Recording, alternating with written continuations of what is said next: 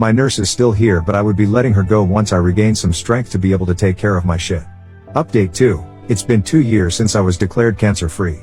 These 2 years I spent doing what I really enjoyed. Realized I never enjoyed my life. Worked hard all my life to give a good lifestyle to my daughter. On my time off from work, I spent it on my daughter to fill her mother's gap. To avoid getting into any serious relationship, I ghosted a lot of women and then went into guilt trip avoiding them. Eventually, I stopped dating at all. I did all these to protect my daughter. It all seemed futile. After she had grown up and I had time by myself, I didn't utilize that. TBH, I was still worried that it wouldn't go well with Hannah. She had always lived with me, except for the 10 months of her marriage, and I knew she couldn't stand the presence of another woman in the house. After going cancer-free, I started dating. Initially, very awkward. Funny part, I realized the syllabus of the dating game has changed a lot. Gosh, today's woman uses such lingos and jargon, I had to use Google Dictionary in the mid of conversation, lol. After meeting about half a dozen women through this dating app, I found someone with whom I could vibe. No, I didn't have sex with 6 women. Just went out for dinner and coffee. With this woman, calling her Syra, she's in her early 50s. She got cheated by her husband several times. She gave him many chances to mend his ways for the sake of her daughter, but he didn't. She eventually moved out and raised her daughter as a single mom. Now that her daughter has moved out for her college, Syra is trying her luck. Also, it was her daughter who insisted she seek a partner. Hearing her go gaga about her daughter, I sometimes feel jealous, not in a bad way. I mean, what did I do wrong that my daughter never reciprocated my love? Anyway, after seeing her for 6 to 7 months, we decided to move in together. Did we take it too fast?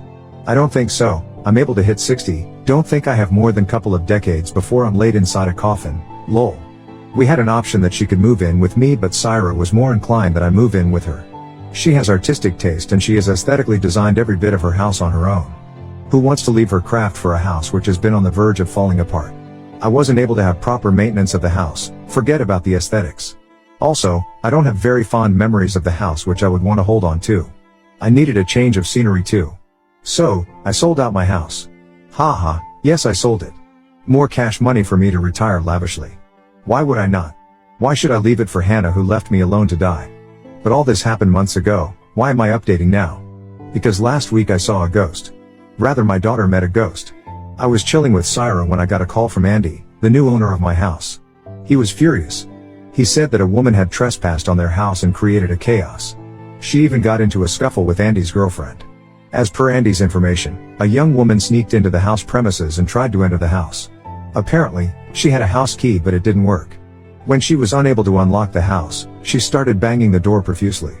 Andy's girlfriend opened the door, yelling at that woman for hammering on the door. In return, the woman also abused Andy's girlfriend, calling her a whore who let a dying man F her to get the house.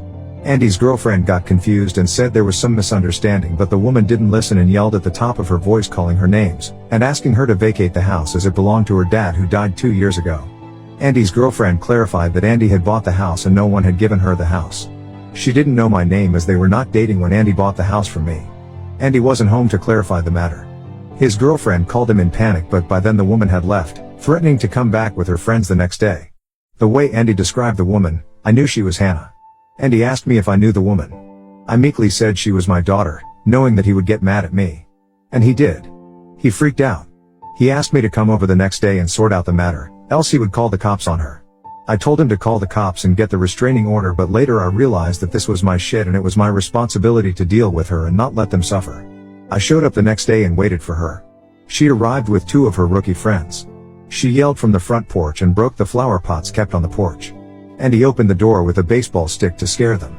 I asked him not to, but he's a baseball coach. How could I stop him from showing off his skills? He stepped out, and before Hannah and her friends could charge at him, I stepped out. Hannah froze. Her friends also stopped, seeing her getting numb. She muttered with a blank expression, "You're alive. Thought you were dead. What happened to your cancer?" That was an unmissable expression. I would have given that house for free to someone to see that murky expression on Hannah's face. It turned pale. She pointed towards Andy and his girlfriend and asked who were they. I said they were the owner of the house. I have sold it to them. She had the audacity to ask, "What did you do with that money? Ain't you gonna die?" Though it was a hurtful statement, but it didn't hurt me anymore. Instead, I cracked up on her face. "I don't need to tell you, but here you go. That money I'm gonna